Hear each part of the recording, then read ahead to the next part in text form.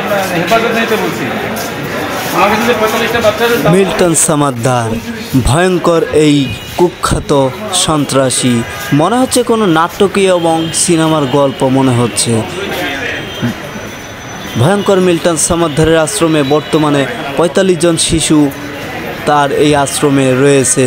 সাথে রয়েছে বৃদ্ধ মা বাবা এবং পথচারী মানুষজন, যাদেরকে দেখাশোনা করার জন্য মিল্টন সামাদ্দার এবং তার 100 লাঠিয়াল বাহিনী রয়েছে।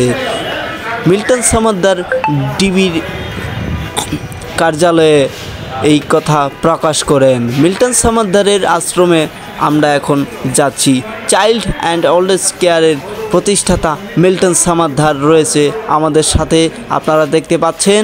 আমরা এখন এই চাইল্ড অ্যান্ড ওল্ড এজ কেয়ারের ভিতরটা ঘুরে ঘুরে দেখব এখন কি পরিবেশে আছে এই তার বৃদ্ধ পথচারী মা বাবা, যাদেরকে তিনি মা বাবা বলে ডাকতেন।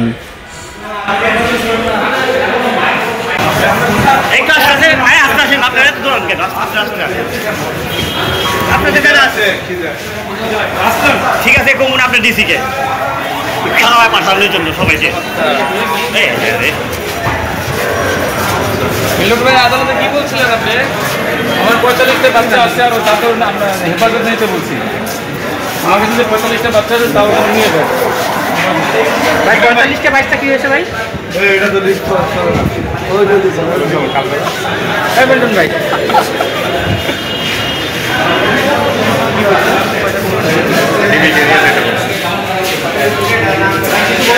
বলেন মিলন ভাই, এই কথাটা কেন বলছিলেন ভাই? হৃদয় হাসান জনি, গ্লোবাল নিউজ, কাল বিকাল, child and old age care.